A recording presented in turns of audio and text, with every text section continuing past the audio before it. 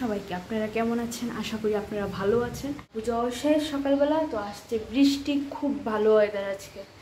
দেখাচ্ছি আপনাদেরকে, দেখুন ভাই, এখানে বৃষ্টি আসছে, ওয়েদারটাও ভীষণ ভালো আজকে। অলরেডি একটু একটু বৃষ্টি পড়ছেও। আর এখানে আমার মা আম কাটলো, আপনারা দেখতে পাচ্ছেন অন্ধকার, এই দেখেন আমের আচার বানানো হবে।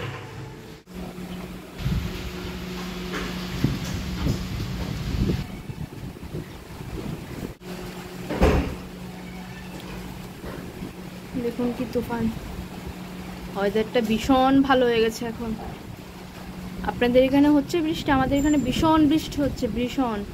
কিন্তু বৃষ্টিটা হওয়াতে খুব ভালো পড়লো, গরমটা একটু কমবে, নাহলে প্রচণ্ড গরম পড়ছিল এবার। এখানে দেখুন আমার মা আচার বানাচ্ছে, আমের আচার, এই যে দেখুন।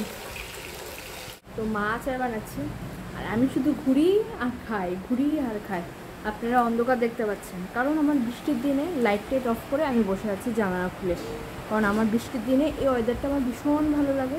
আপনাদের হয়তো আমাকে দেখতে অসুবিধা হচ্ছে, তো কিচ্ছু করার নেই, আমি জানালা খোলা, দেখেন দেখেন, আমি দেখাচ্ছি আপনাদেরকে।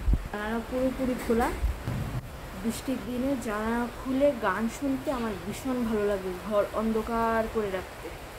তো এখন আমি খাবো, সকাল থেকে এখনও কিছু খাইনি, খাওয়া দাওয়া করে তারপর আমি একটু ঘুমাবো, কারণ কালকে সারা রাত্রে আমার ঘুম হয়নি, জানি না কেন। তো এখন ঘুমাবো খেয়ে দিয়ে। দেখুন কি ভালো বৃষ্টি হচ্ছে, দেখুন। আর ওই বাড়ির আমগুলো গাছে সবগুলো ঝুলছে, ইচ্ছে করছে গিয়ে পেরে নিয়ে আসি, কিন্তু পারতে তো দেবে না। এটা হলো লচ্ছই আলু ভাজা, ডাল সেদ্ধ ভাত আর ঝিঙ্গা ভাজা, বাস। তো এখন আমি খাই, কারণ ভীষণ খিদা পেয়ে গেছে, সকাল থেকে কিচ্ছু খাইনি। খাবো, খেয়ে দিয়ে হয়তো আমি এই ওয়েদারে একটু ঘুমাবো। তো এখন বেসিক্যালি আমি আসলাম ছাদে, চাল কুমড়া পাতা, এই দেখুন আমার বাড়ির চাল কুমড়া গাছ, ঝিঙ্গে গাছ। এখন চাল কুমড়া পাতা পারবো, চাল কুমড়া পাতা পেরে রাত্রে একটু শুটকি দিয়ে বড়া করবো। দেখলেন চাল কুমড়া পাতা আমার বাড়ির গাছ থেকে নিয়ে এসেছি আমি, এগুলো আজকে ড্রাই ফিশ দিয়ে বড়া বানাবো।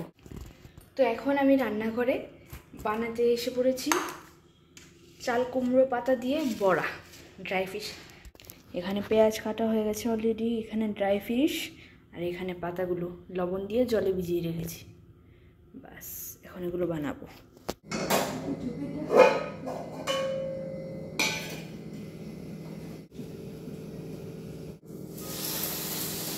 ভাজা হয়ে গেলে তারপর পেঁয়াজ দিয়ে দেবো। এখানে ড্রাই ফিশগুলো মোটামুটি ভালো করে ভাজা হয়ে গেছে। এখন কি করবো, এখানে আমি পেঁয়াজ দিয়ে দেবো একটু, যে পেঁয়াজ,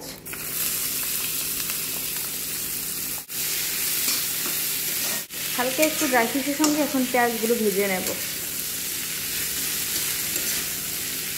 আহা কি গন্ধ হয়ে যাচ্ছে, ভালো, ভীষণ ভালো গন্ধ হয়ে যাচ্ছে, দারুণ। আপনারা কে কে পছন্দ করেন আমার মতো এরকমভাবে খেতে বলবেন, আমার তো ভীষণ ভালো লাগে। এরকম বড়া হলে আমার আর কিচ্ছু লাগে না, আমি এক বড়া দিয়ে পুরো ভাত খেয়ে নিতে পারি। আই এম শুটকি প্রেমী। তো এখন আমি এখানে একটু দিয়ে দেবো নুন, এক চামচের মতো আন্দাজ মতো দিয়ে দিই, একটু লাল লঙ্কার গুঁড়ো আর একটু দিয়ে দিই, নাহলে ঝাল হবে না। এসব হয়েছে মুখরোচক আর লোভনীয় জিনিস।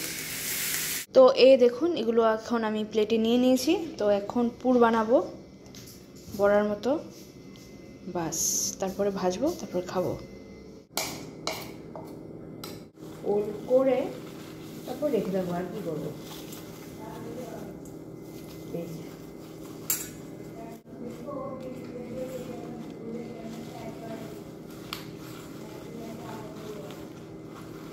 সবকটাই হয়ে বানিয়ে নেবো, এখন বেশি বানাবো না, 4টা বানাবো, 4 জনে 4টা, বাস। এই দেখুন চারোটা ফোল্ড হয়ে গেছে, আমি বেসন টেসন আর কিচ্ছু দিই না, এভাবে আমি ফোল্ড করে কড়াইতে বসিয়ে দেবো তেল দিয়ে, বাস। তো এখন তেলটা গরম হয়ে গেছে, বেশি দিইনি, পরিমাণে অল্প তেলে দিয়েছি, বাস। এখন এগুলো একটা একটা করে সবগুলো দিয়ে দেবো আমি এটাতে।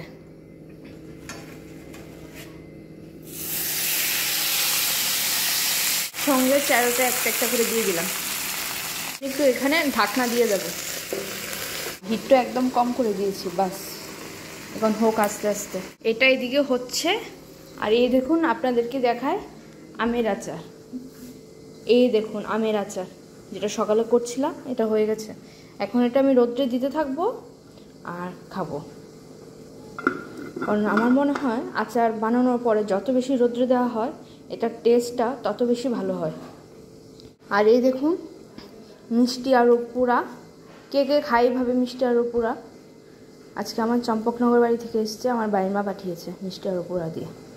আমি অলরেডি খেয়ে ফেলেছি একটা, আর একটা বাকি আছে, এটা পরে খাবো। গ্যাসটা অফ করে দিচ্ছি, বড়া হয়ে গেছে পুরোপুরি। এখন আমার রেডি, ভাত খাওয়ার সময় খেয়ে নেব। আহা কি গন্ধ বেরোচ্ছে, দারুণ। এই যে নিয়ে নিলাম ভাত আর বড়া, তো এখন খেতে বসবো। তো আজকের জন্য এতটুকুই, আবার কালকে দেখা হবে, চলো বাই।